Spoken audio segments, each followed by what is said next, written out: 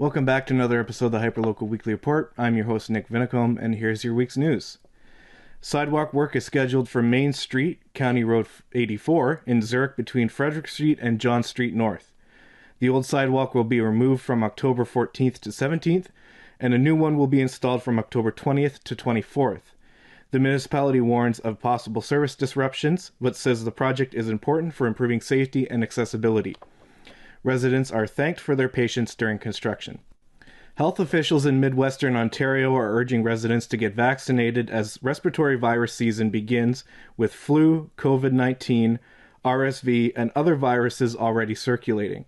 Since late August, 5 respiratory illness outbreaks have been reported in long-term care homes, prompting Huron Perth Public Health to emphasize the importance of staying up to date on immunizations. Vaccines are being rolled out in phases, starting with high-risk groups, and clinics are available for young children without a healthcare provider. Adults aged 75 and older are also eligible for the RSV vaccine. Residents are reminded to take preventative measures such as hand washing, staying home when sick, covering coughs, and improving indoor ventilation.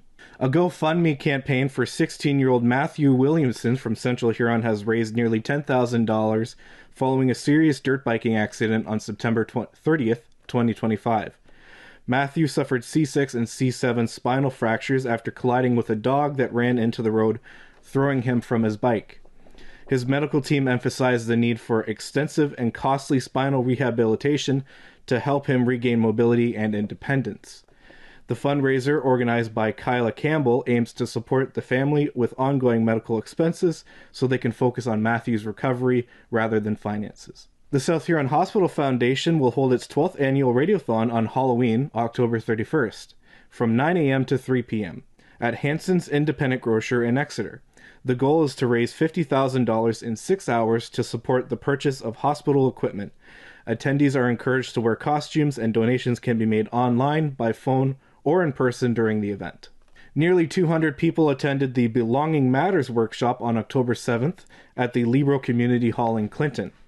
Organized by United Way Perth Huron and facilitated by the Tamarack Institute, the event focused on building community engagement and a sense of belonging, especially in the wake of post-COVID isolation. Around 90 high school students participated alongside community members and partners.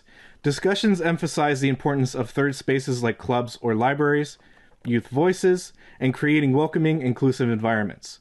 A panel featuring local leaders and youth explored what belonging means, highlighting themes of connection, kindness, and involvement.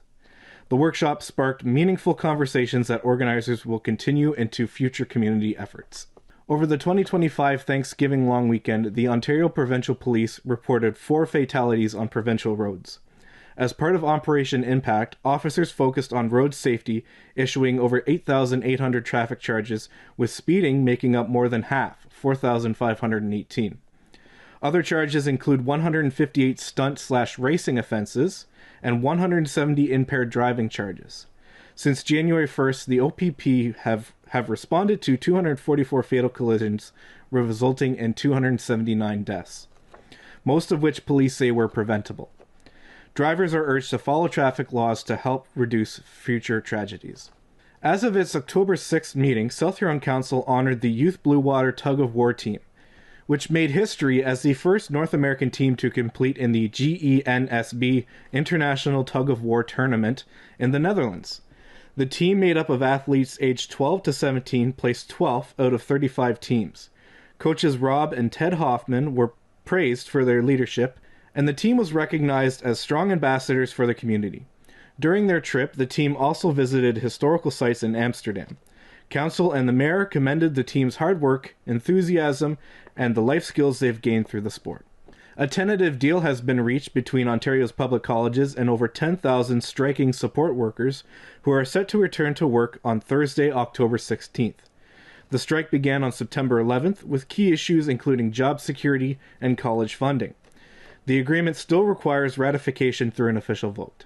Don't go anywhere just yet. I have some interviews coming up next.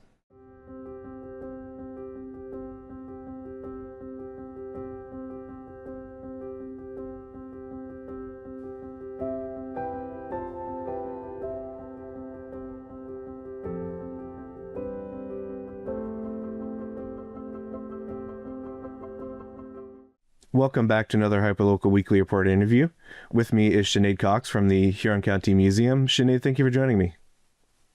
Thanks for having me, Nick. So, just before we get into all the great events and different programs that you have coming up at the museum in the fall, I wonder if you can give me a little bit of a recap about how the programs you're running in summer went. Oh, yeah. The summer is a very busy season for us, not only with our programs that we're running, but with all of the folks that are visiting Huron County in the summer to take advantage of our beaches and camping and visiting the museum and jails. It's a really busy time of year, but one of my favorite things every summer is our behind the bars tours that happen on Tuesday, Thursday nights. And it's just lovely working with the volunteers, with our student staff that help those nights go so smoothly. And so people come in and they get to meet some faces of the jail in the past. And this year, like any other, was great. And it's my favorite thing because people have such positive things to say about the volunteers and the characters they've met and how they have made them think about the past and history and have surprised them and how the stories have moved them, or if they're suspicious of some of the characters and think that they're probably guilty of the crimes they say they maybe weren't guilty of. So I have like the best conversations with visitors leaving behind the bars. So I look forward to that every year. Now, I know summer is kind of your busy season, but are you still looking for volunteers to help with things going on in the fall? Absolutely. So besides behind the bars, there's lots of things that volunteers help us with. So they help us with all of our programming, our school groups, for example, and all of the cool programming we do. And also for those folks that are maybe not wanting to work with the public as much, there's cataloging and archival projects that our volunteers are working on behind the scenes all the time. So yeah, there are opportunities to volunteer year round at the museum. So when is the last day that the jail's going to be open for this year? Halloween. So the jail closes for this season on October 31st. So until then, both the museum and jail are open 7 days a week. The jail on weekday afternoons and open our regular afternoons on Sundays and 10 to 4:30 on Saturdays. And after the 31st, we are closed for the season. But if you're still looking to bring your school, your class, you can still book a group tour or a classroom visit into November if you get in touch with us. But for the folks just coming in off the street, that's the last day is Halloween. And can you tell me a little bit about the ghost tours that you have coming up? Yeah, so we do ghost tours every Friday night in October. So I lead the tours actually. So they're very sort of cozy, let's say, intimate guided tour of the site. We talk about some of the things that get less talked about in the daytime tours. We talk about some of the paranormal experiences people have had that they have shared with me. We talk about the folks that lived and died in the jail and what their stories were, and some of the things that landed those folks in jail. And then folks usually have some time at the end to look around on their own. And depending, on the weather and the wind and things that are happening, sometimes they have some spooky experiences of their own while they're on the tour. So those sell out very quickly. So right now we still have limited tickets available for the last Friday in October, which is October 31st, which is Halloween. So there are still some tickets left for Halloween. But the other ones are full. So I do recommend, if people are not signed up for our newsletter, that they get onto our website and do that, because that's usually when we have those tickets on sale, that's the first place that we're going to let you know, because they do sell out really quick just because they're such small groups for those tours. Well, if you're not of the trick-or-treating age or taking people trick-or-treating, I can't think of a better way to spend Halloween than doing a ghost tour of the jail, that's for sure. Right? Yeah. Can you tell me a little bit about the BOO-tique that's coming up as well? Yeah, this is the second year that we have done our BOO-tique. I think I'm saying it the right way with the extended BOO which is of a market at the jail where there will be vendors that are having mystical products and services. So it's sort of some witchy vibes, spiritual vibes. And again, the jail is just such an amazing location for the customers and for the vendors because it's such an incredible building to have some of that more mystical stuff. So that's on October 25th.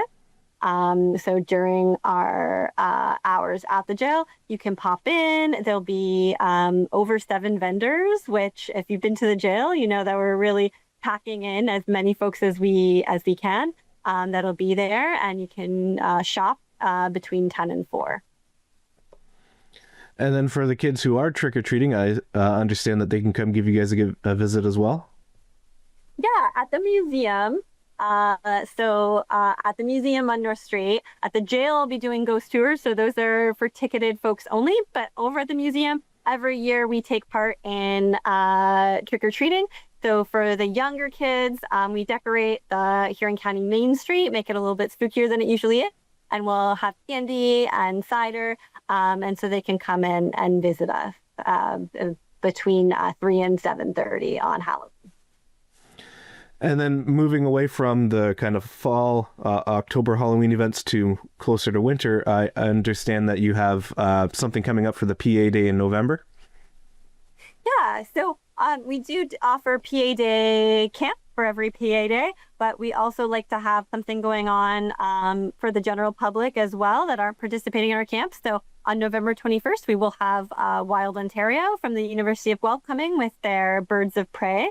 So you can see some real live birds up close and personal. So there'll be limited tickets available for that. So again, watch our website, follow us on social media, and sign up for our newsletter to get the ticketing information. It'll be going on to our website very soon. And the last event that we had that we were going to talk about is your holiday open house. Can you tell me more about that one? Yeah, so every year we have an open house. It's the first Sunday in December. So in the afternoon, we're completely free. So the museum and jail are free with a library card for regular admission anyway. But on our special open house days, so our holiday open house and family day, for example, then it's free for everybody. So you can bring your out-of-town guests. So we're going to have gingerbread house making contest. And we're going to have some live music, and we'll have crafts, and it'll be free for the whole family to visit on that day. And we usually have some treats and cider for you then as well. But you could drop by. You're guaranteed to not only see all of our amazing exhibits, but probably get some candy as well. So, well, and it's another great reason to have a library card as well. And just to finish off, can you tell me what the best way to keep in touch with everything going on at the museum is? Yeah, so as I mentioned, we do have an email newsletter that goes out at the beginning of every month. So I would really recommend that people sign up for that.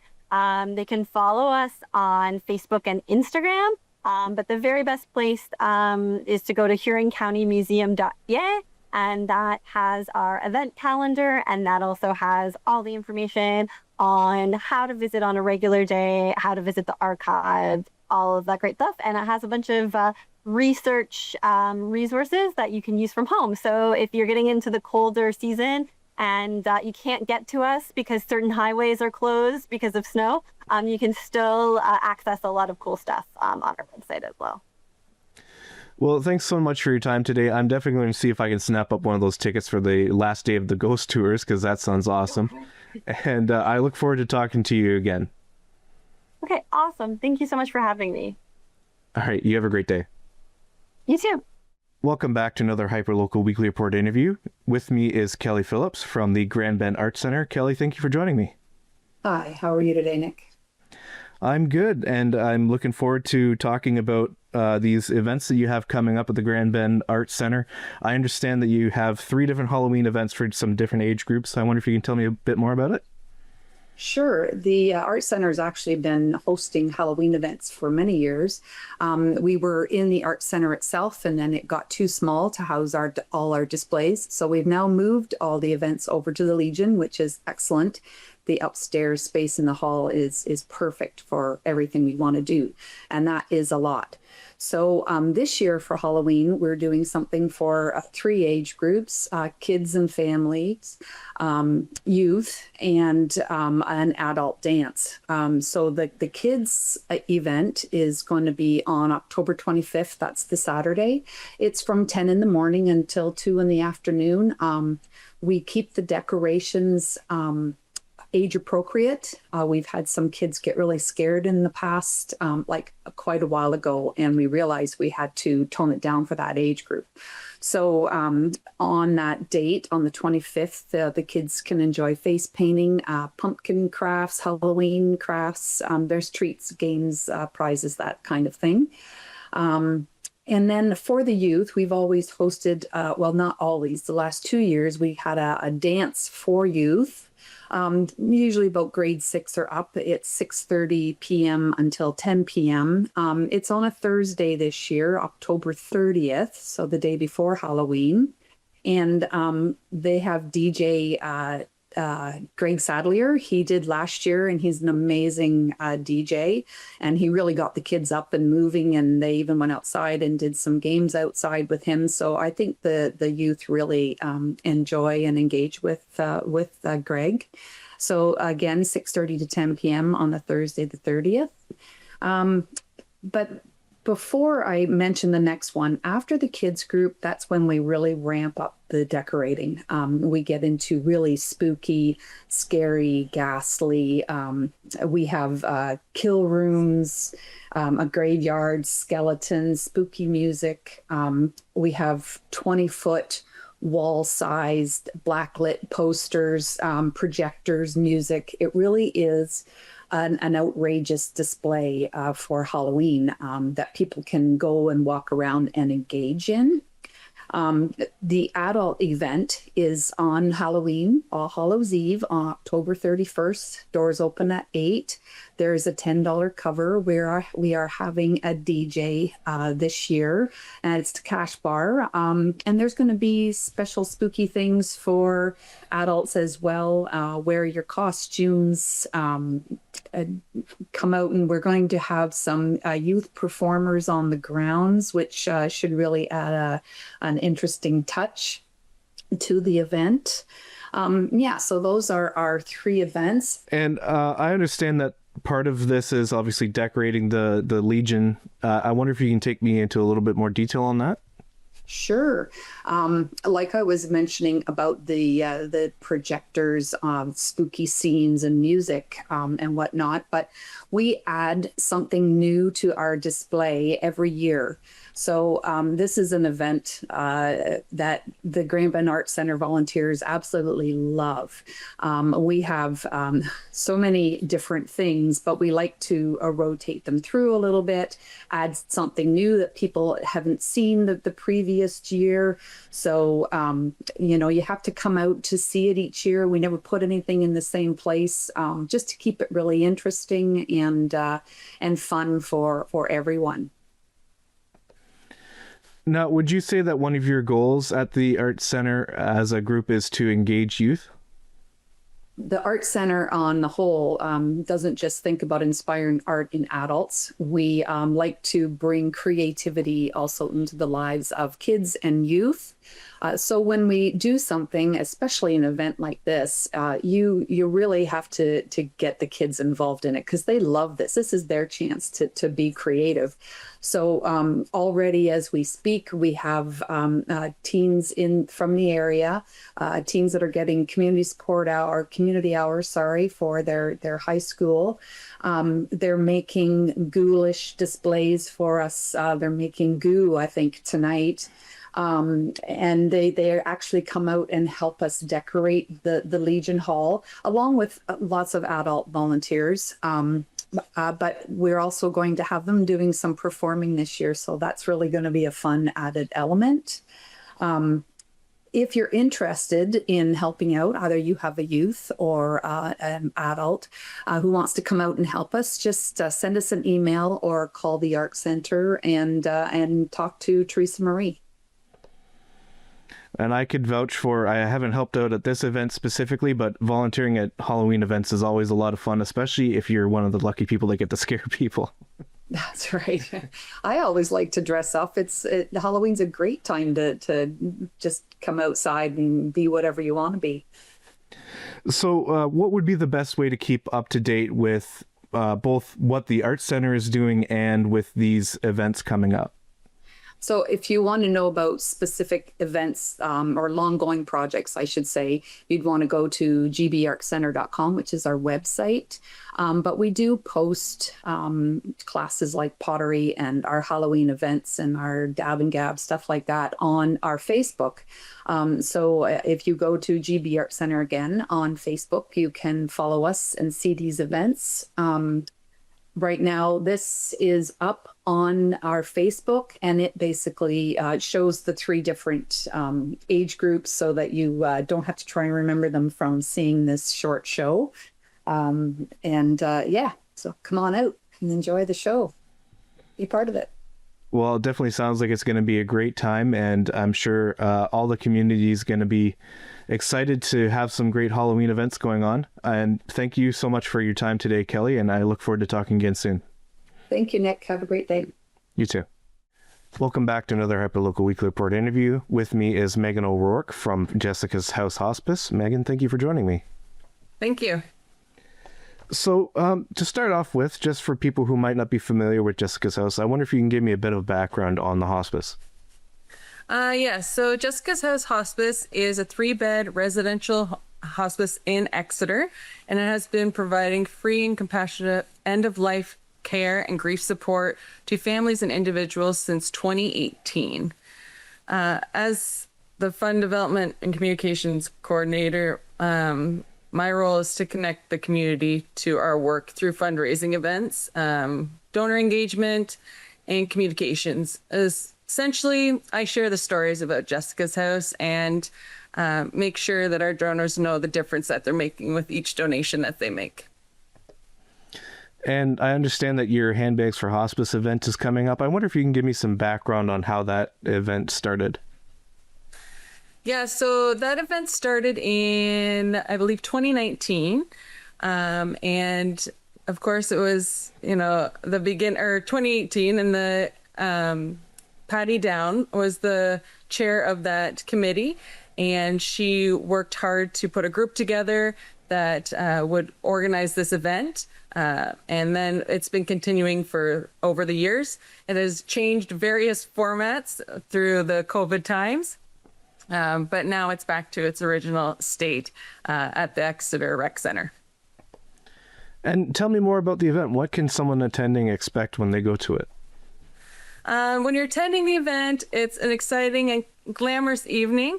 The night is filled with live entertainment, delicious food, silent and live auctions, and just a great night to share a story from a family that has been a part of our facility, and just to remind everyone the importance of hospice care in this community.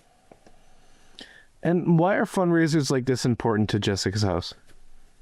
Events like this is very important, as it's vital because the government funding only covers a portion of our costs.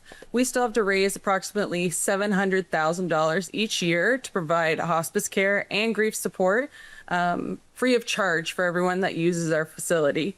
Fundraisers not only help us raise our critical funds, but they also bring the community together to celebrate and support the work that we do. Can you give me some examples of things that the funds will go towards? So our fundraising often goes to the daily costs of our hospice, like resident care and utilities, our grief support programming, any updated equipment that we might need, and just ensuring our home-like atmosphere is maintained. And how can we support Handbags for Hospice? There are many ways. One is to become a sponsor, donate to any of our auction items, bid on our online silent auction that's going to take place, and purchase tickets to the event and join us for the evening. We are over 50% sold out so far, so get your tickets. And then to just kind of open it up a little bit, how can we support the hospice itself? Do you need volunteers and things like that? Beyond this event, people support Jessica's House through one-time or monthly donations, planned giving, volunteering their time, and simply helping just spread the word about hospice care and why it matters. And what's the best way to keep up to date and find out more about Handbags for Hospice and just whatever else you might have happening? The best ways to stay connected to us is through our website or social media. And we welcome anyone to give us a call too if you'd like to ask us any questions or book a tour. We'd love to show you around. Well, thanks so much for your time today, Megan, and best of luck with Handbags for Hospice. I'm sure it's going to be a hit. Thank you. That's it for another episode of the Hyperlocal Weekly Report. As always, thank you for watching, and thank you to Hay Communications for making the show possible.